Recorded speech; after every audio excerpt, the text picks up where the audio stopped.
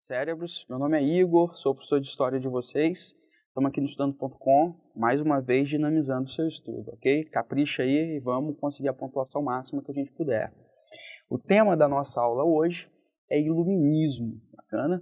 A gente vai do ponto de vista intelectual, acabando com as características da Idade Moderna e organizando as características da Idade contemporânea, tá bom?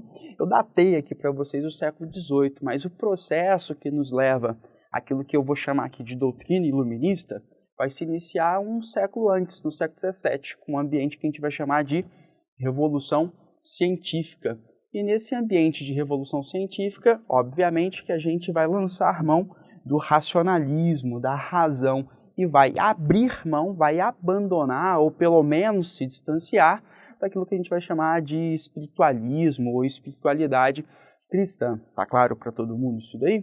Então, nesse ambiente de revolução científica, que começa lá no século XVII, um monte de nome de gente, vários nomes de pessoas muito famosas aí no ramo da ciência vão se destacar. É o caso, por exemplo, do Descartes, é o caso, por exemplo, do nosso amigo Isaac Newton aí, que faz a gente sofrer tanto na física aí, né, na física clássica. Ok? Pois então, o iluminismo é um movimento de caráter intelectual fundamentado, né, nos interesses da burguesia e amparado pela doutrina liberal. Na verdade, verdade verdadeira, o iluminismo é a mãe do liberalismo. Bacana? E nesse sentido, a gente pode fluir para as características do iluminismo. Bacana?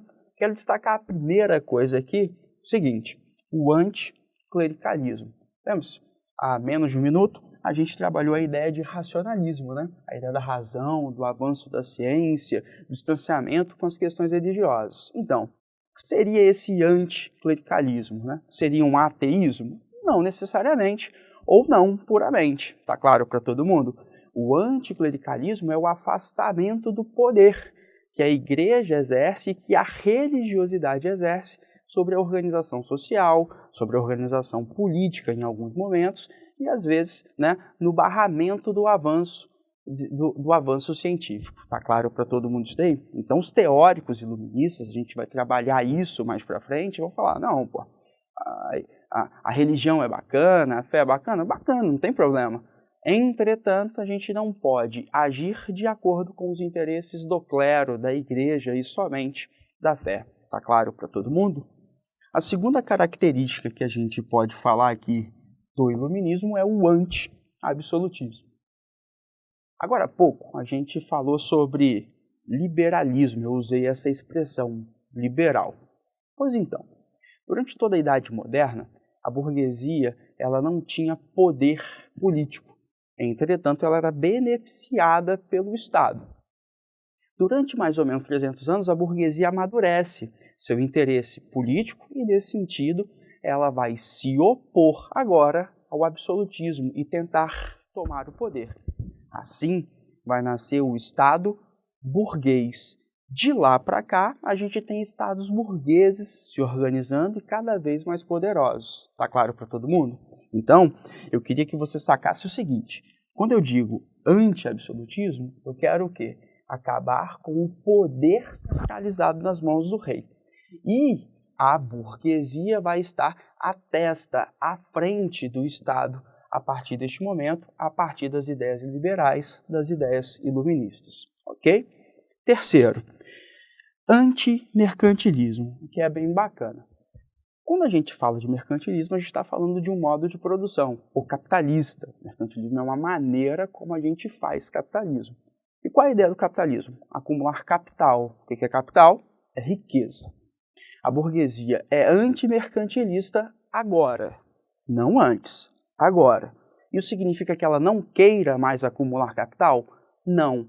Ela quer criar uma nova maneira de acumular capital. E essa nova maneira também é, como a gente já disse antes, liberal. Como assim, Igor? O Estado, na estrutura moderna, controlava a economia. Então, o Estado, por exemplo, distribuía monopólios para a burguesia. O que a burguesia quer agora, a partir da tese liberal?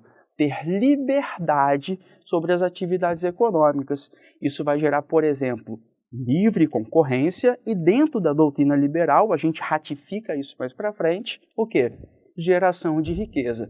Então a burguesia, com o seu antimercantilismo, não é contra a acumulação de riqueza, mas é a favor de uma nova forma de se acumular riqueza, através da liberdade de mercado, sem a interferência do Estado, ok?